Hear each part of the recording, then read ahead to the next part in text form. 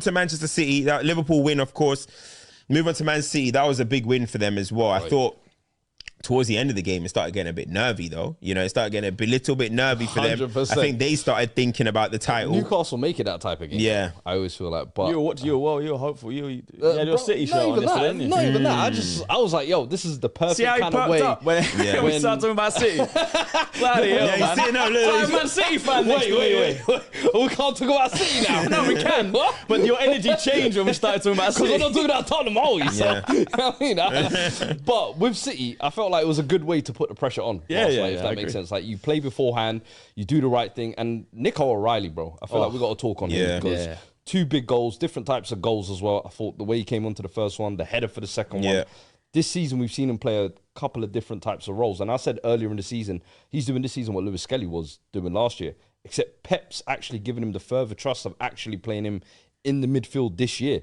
You're looking at Foden getting 3 minutes coming off the bench, and O'Reilly's being given a start ahead. And bro, O'Reilly for me is the way he's matured this season. And last year he came halfway through the season. I think he contributed 5 goals by the end of the season. This season he's already got 4, 6 assists.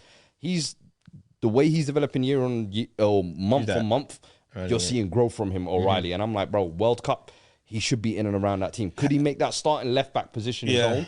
That's what I thought Lewis Skelly should have done as well. I'm like, England are crying out for a left back. I think since Ashley Cole, Luke Shaw's plugged in here and there. But I think Nico O'Reilly, he's gone into midfield now, and a couple of weeks in a row now, he's stepped up, bro. Yeah, he's making that look like his. You know, there's a couple of players that could make that left back position theirs. I think Lewis Skelly's been a bit unfortunate with not getting minutes in the team. You know, he's found himself third choice now behind Nketiah and Calafiori. Jed Spence was one that maybe could have taken that England place, but you got to say Nico O'Reilly. Like, I watched that game yesterday. I think Lewis Hall is better than all of them. Lewis actually, you're right. But here's the thing, this game was the battle of the left backs. He scored one, he scored another one. It was like, yo, you want to go man for man, and then I'll get 2. Now what? You see what I'm saying? You're right. Lewis Hall is a baller. Yeah, I like him a lot. But yeah, I got to give City credit. They did their job. It wasn't the prettiest, second half. It was weird because in the first half, Newcastle were playing on the counter. City had all the possession. Then it just complete reverse of that in the second half, and they held on, man. You know, it wasn't. I could go in and say they didn't look this. They got the job done. That's what you got to do in title races. You got to get 3 points. Whether it's pretty, whatever it is, whether it's a scrap, an own goal.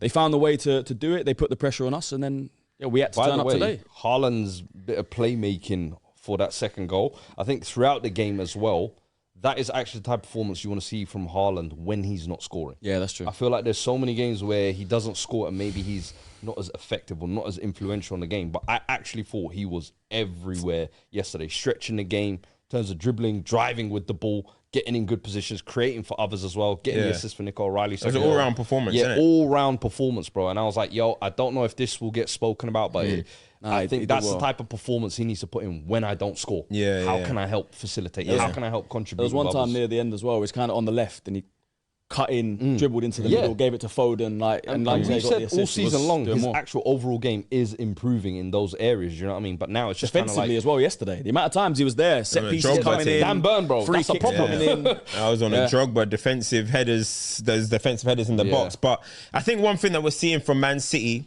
and Pep is that he's going for more functionality in the midfield. Do you know what I'm trying to say? Like, now you look at he's got Bernardo, he's got Nico O'Reilly, and he's got Rodri. He's put Cherki and Foden on the bench, who are softer players. Obviously, we know they're arguably their most talented players, but they're not gonna be working hard. He's trying to stop. How are we gonna stop being so open in a way, right? So he's gone for Semenyo, who's going to work hard. He's going to work really hard. Marmoush, he's going to work really hard. Gone Nico O'Reilly. Bernardo, we know he does that. And Rodri. So he's gone for the functional. And then later, I'll bring these guys on.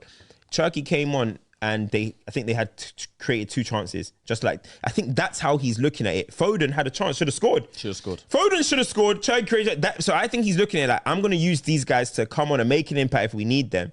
However, he is now looking, I think, setting up first. Don't lose this game. Don't get you know what I mean? I'm not saying he's being defensive, but I do think he's going with a bit more of a cautious mindset. But if you've got Nico O'Reilly popping up with goals, perfect. Everything is amazing. But I think now he's managing his squad in a different way. And you said that a couple of weeks ago, though. Yeah. Pep needs to do something tactically 100%. To shift it. Pep needs to not reinvent the wheel, but try and find a new way to get the City team ticking again. Yeah. now it looks like basically the diamond or this kind of weird midfield shape he's playing with the 2 strikers. Yeah, it could work. And then you've got obviously Ait Nouri back in the team as well, as he's been playing a lot recently. A big chance. Yeah, he messed up that chance. I don't know what he was doing. Haaland was square right there. And you're trying to do some Cruyff turn. Yeah. They were doing that a lot though. They were doing that a lot. Semenyo had a few moments where he could have done better. ISO. Yeah, he just weaved through like 2-3 players. They could have done better in a few positions, but as I said, I think he's gone for a bit more of a cautious way, but it's helping them in this present moment, and the legs in midfield is something they need. But you see, he took off Ruben Diaz at half time, tactical reasons. Yeah. And then he brought on Khabib. You know what I mean? He brought on Khabib. Are you team Khabib now? Let me ask you a question. Because you was always you know what? It wasn't even early days. You know what it was, yeah? You called him Khabib in a bad way. Khabib. But now you're calling him Khabib in a good way. Bro, send me your location. Bro, he saw what was happening. Bro, he saw what was happening to Ruben Diaz.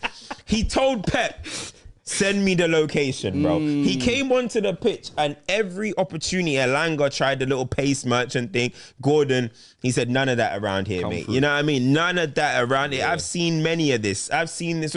The pace that he was showing, that was a great substitution for them. And actually, defensively, I thought it shored them up. Guehi has been doing his thing as well.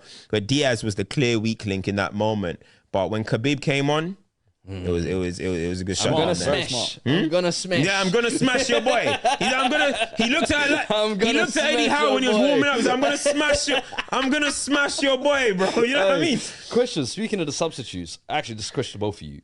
Foden again. 3 minutes. Final comes on. Is it getting to a point now? Summer move? I think Pep has lost trust in potentially, Foden, because I feel like you've had the, almost like every arc you can in your City career of Foden, if that makes sense. This year was the last 2 years were meant to be the year where he really takes the mantle of this team. This year it feels like Pep's kind of lost trust in him. He's given Nico O'Reilly midfield role. Semenyo, you could play more centrally.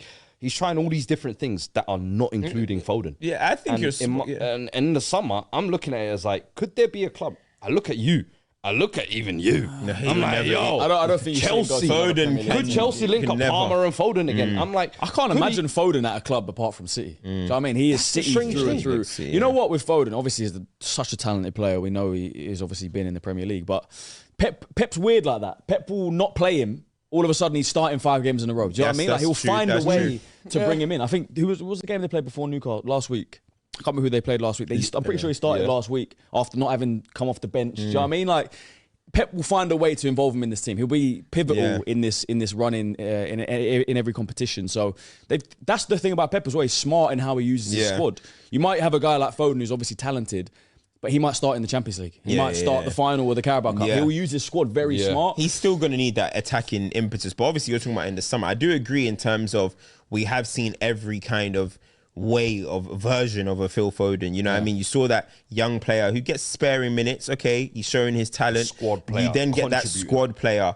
And then you got the versatile player where he started in every game false 9 and then he ends up on the right or on the left.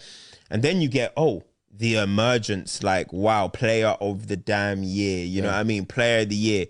And then now you've got this kind of untrusted kind of bit part player in a way. I mean, in the title race, this is where you want your best players to step up, and you understand it for a new signing, like a Turkey. You understand, we've seen him do it with Riyad Mahrez's and all this. You understand Pep with his new signings and stuff. But for Phil Foden, mate, this is, what is this, year 9, 8 at City?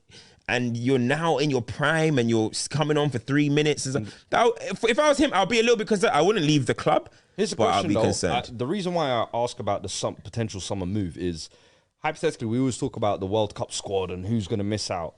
At the moment, he looks like the shoo-in guaranteed one that deserves to be left off, if you like, because everybody else has kind of played some form of a part this season. And if he misses out on the World Cup, doesn't really play a part this season, does he not want more for himself as well? If he misses out on the World Cup, that's massive. Yeah. Do you see what I'm saying? And that's what I think I'm almost looking ahead to, thinking who would be the buyers in the summer would be the interesting one for me. Well, it depends if Pep's there next year, right?